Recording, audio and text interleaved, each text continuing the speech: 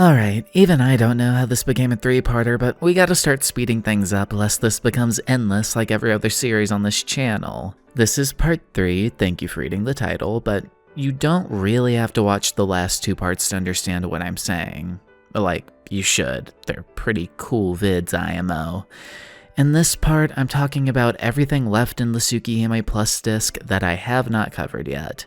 So, Kanoku Nasu's Masterpiece Theater and both Getchas. If you're interested in hearing about Alliance of the Illusionary Eyes, the main thing on the Plus disc people care about, that was part 2, link or something up top. Watch this, then go watch that, or vice versa, I'm not your parent.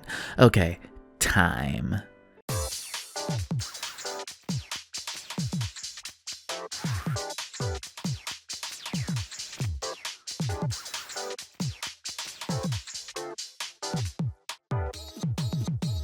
Kanoku Nasu's Masterpiece Theater is like oatmeal. It's not good, but it's a meal technically. Really is one of the most basic forms of creative expression I've ever seen actually be put out there. The characters and how they act are, by admission of the author up front, what Nasu immediately thinks of when he starts writing. Oh geez, it's no wonder this dude made Neko arc.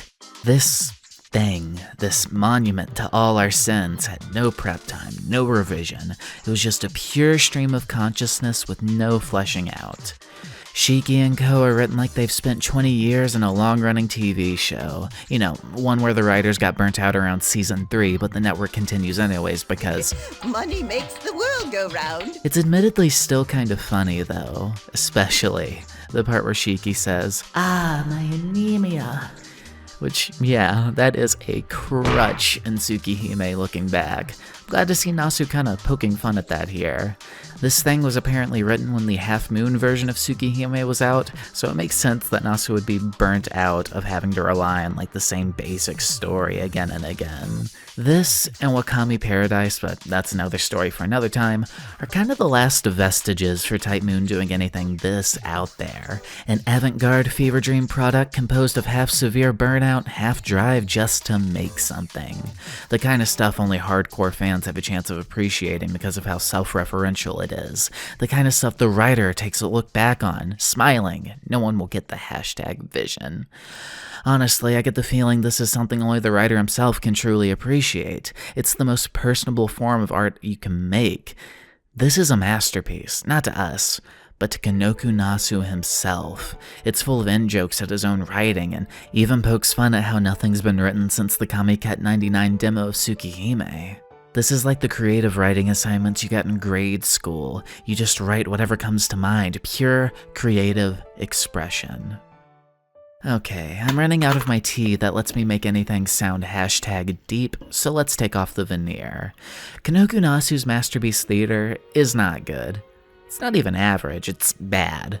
But it's a funny type of bad that I like as a fellow maker of similar things in the past, 1, but 2, especially as a fan of Tsukihime who is this deep into the blue Kool-Aid. I actually understand a few lines here and there, like the anemia line, and some other lines, I don't know. This entire thing was pretty incomprehensible. Also, unrelated, but did you know the Kiri Kiri engine, which is what this is on, lets the sprites fucking slide? Honestly saved KNMT from mediocrity for me. You cannot do such tomfoolery with Inscriptor. It's amazing, right?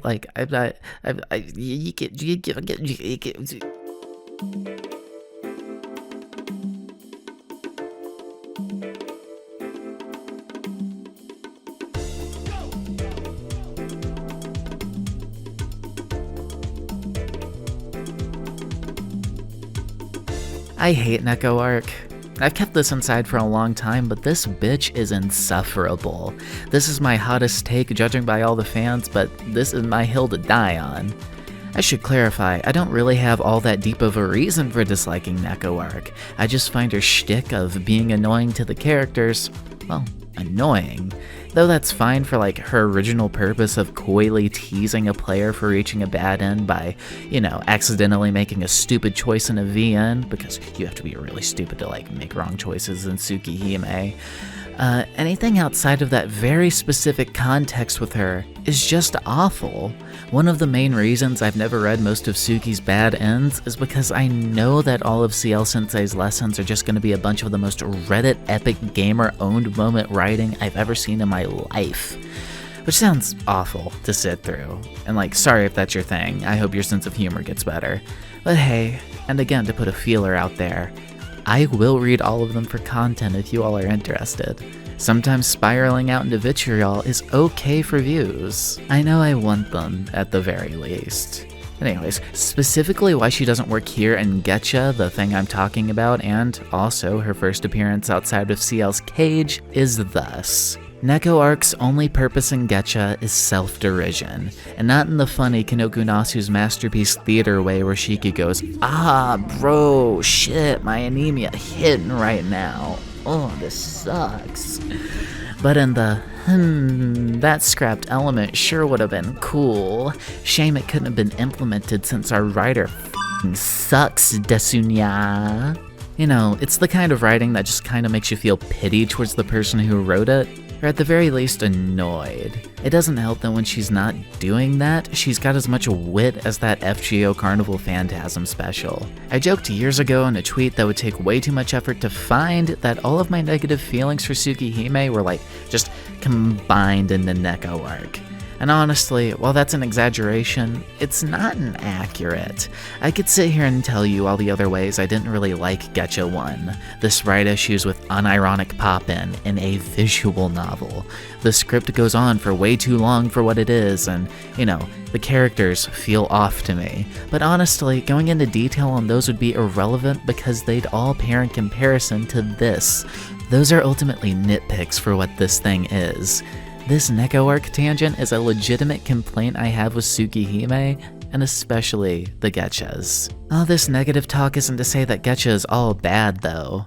After all, it has one thing in excess that I really like, and that's production details and frivolous nonsense that adds nothing to the plot, but it's kinda cool. For example, one of the things referenced by name is this weird horror film from 1991 called, and Jesus Christ, I'm going to mess up this pronunciation something fierce, Dallas Attention. It's literally brought up once offhandedly and dropped, but looking at the plot of the film, you could see how it could have inspired Tsukihime. It's a morbid tale where a landlord more or less does the Sweeney Todd routine at the apartment complex / butcher shop he runs. While that aspect is unrelated to Tsuki, the entire film more or less taking place in one central place as the tenants lose their minds, follows a similar structure to the Far Side routes. I'm not saying this is an overt one-to-one inspiration, but it's kinda cool to think about, isn't it? Other things that get directly referenced are songs, specifically image songs / songs the characters would like because Nasu didn't really have one in mind for everyone. For those of you unfamiliar with the concept, image songs are songs that make you think of the character in your head. Their personality should reflect in the tone of the song, as well as their style and preferences. I'm willing to bet most of you watching this have never looked any of these up, which is a shame because they all suit the characters pretty well on our quintessential early 2000s JP rock. There's a link to a playlist with all of them in the description. You should really check it out. None of them had the best sound quality, but in my opinion, that only adds to the charm. There's this one Akia AMV that uses her image song that is just amazing. Like, just go check it out. It's great. It's great. Feel free to listen and come back because I'm gonna fire off some quick thoughts about each song. First, Arcade. Her song is so fitting for her, both as an image song and as her fave. I understand why she shilled it so heavily at the end of Getcha, which kind of implies that it's Nasu's favorite too, which would make sense going based off character polls. It's such a carefree tune, but it has this will behind it. Also, the voice in the background near the end saying, "Give me your life, give me your body," is just so Roa it hurts. It's the perfect cherry on top, really makes you get Arcade. By contrast, Ciel's song is all atmosphere. It still carries a tune, but it's hazy like your headspace is from time to time. Though she disagrees with the notion in the Plus disc, I think it's a more fitting Image song than she'd admit. Moving on, Akia's is my favorite song of the bunch. It's perfectly listless nostalgia. And again, that AMV, go watch it. It's just, oh my god, it is the most 2011 YouTube video I've ever seen, in the best possible way. Sachin's song though is also excellent. I love the bitter innocence it gives off. Can you see? I tried to do wordplay for each song. I don't think it necessarily panned out, but I tried. But anyway, Sachin's song is a second easy pick for me. Hisui's choice is just funny. It's straight up something that a marching band would play, and I can picture her listening to it in the morning as an alarm or something. Lastly, Kohaku's song is simply beautiful. It's called Soft Scar, and that says everything about it. A wound that's healed, but is still visible.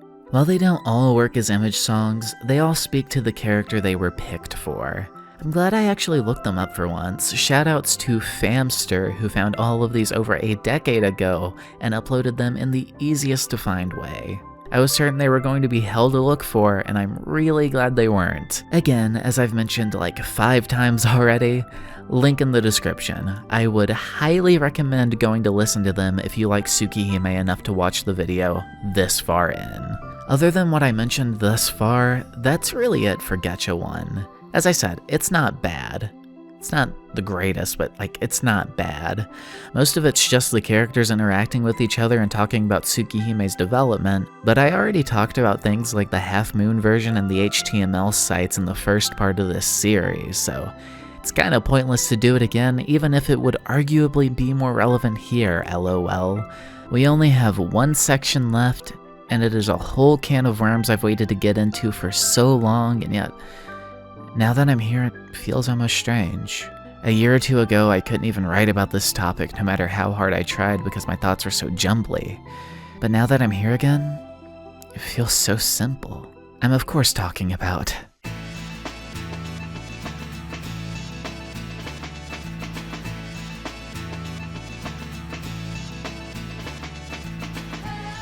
The Plus disc comes with a ton of wallpapers, and they're very nicely drawn for the most part. Most of the artists featured here actually had their own websites at the time, and I talk about that in depth on a video that never came out. Hey guys, isn't that so funny how I'm referencing something that never came out but we'll maybe get to later? I think it's a funny gag. Yeah, bro. Unrelated, this wallpaper of Sachin and Shiki goes hard. Feel free to screenshot. Makes me wonder if Nanaya Shiki would have played a role in Satsuki's route, like they both try to fight their dark sides or something. It would be neat, I think. Wish we got that route, honestly. It would be...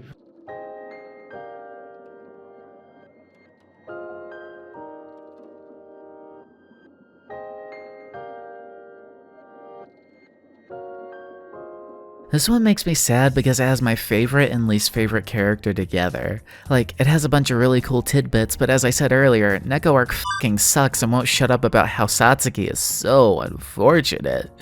But, if I ignore my seething tendencies and keep in mind that Satsuki canonically bodies Neko Arc at the end, this is actually a really cool look into what could have been. I said in the first part of this series that I am the #1 Tsukihime fan excited to never read the remake, and let me clue you all in as to why that is. You know, if it's not painfully obvious why already. See, my legit only interest in the remake was always Satsuki's route. I'm plenty satisfied with Suki as is, and if I wanted the near sides but good, I'd just go read the manga.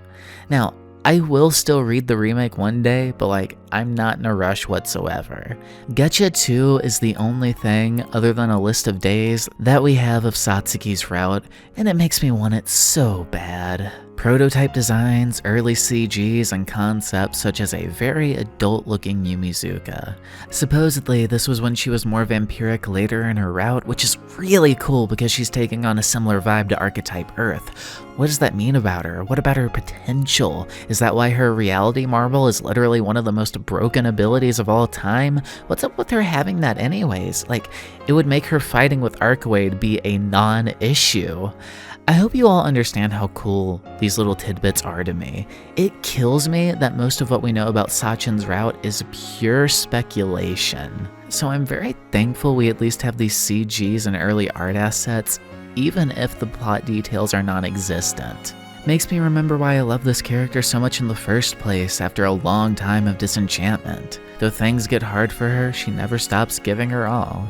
She truly can be a Super Sachin.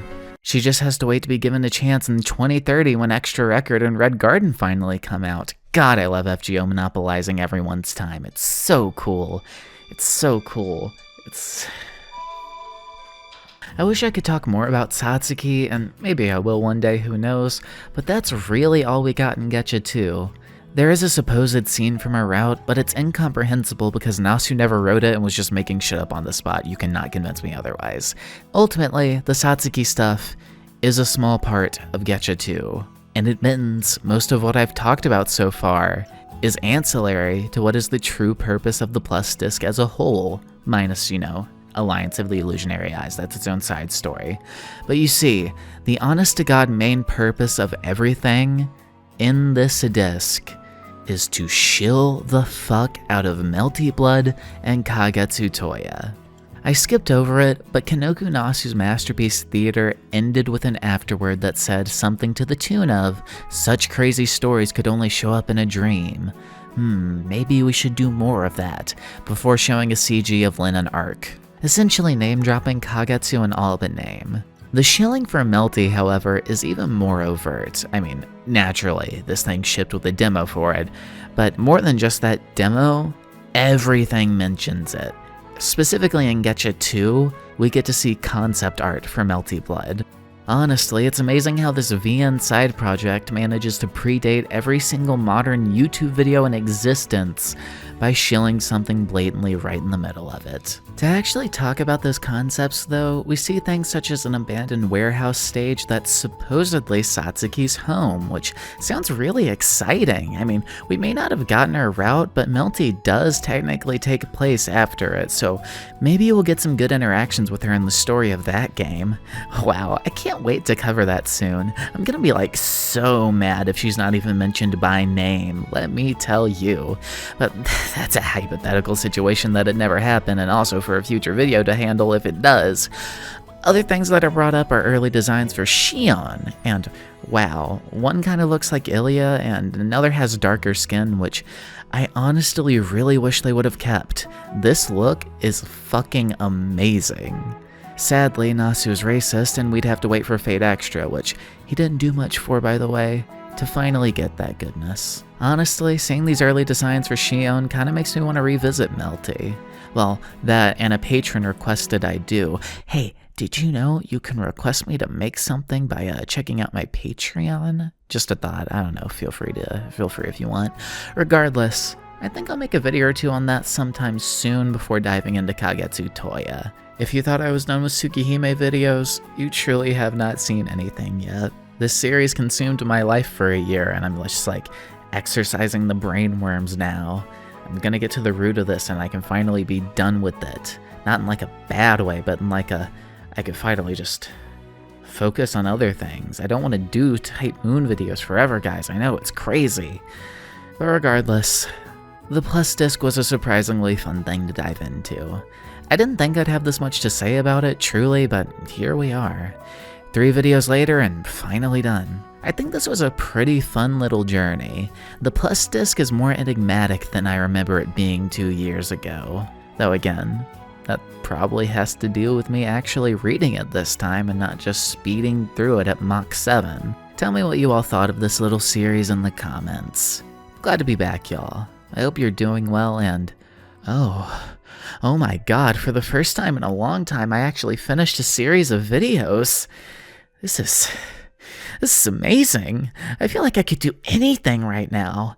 Maybe even finish up that Kar no Kyokai series I started. Jesus Christ, well over a year ago. It's practically almost done, and though January is where videos go to die, till a year later apparently, a shame I'm allergic to Amori content, I'm feeling a weird energy surge to actually finish what I started. That, and nobody really watched the Kar no Kyokai videos anyway, so it's like the perfect opportunity. So barring a quick detour for next week's video, which I will explain then, I'll see you all soon for Mirai Fukin. Told you I'd be covering it soon. Also, I had to literally know where to put this in the video proper, but something I didn't realize while reading Tsuki, but is clarified in Getcha 1, is that Kohaku drugs Hisui, which is why she had no idea that Kawaku was like, you know, dressing up as her to do funny things even though she's supposed to patrol the mansion at night. Another thing I never noticed is that it's more than just the eyes that clue you into Kohaku being Hisui during certain scenes. Nei-san and sister are swapped in usage with Hisui herself using the more formal Nei-san. I love those little tells.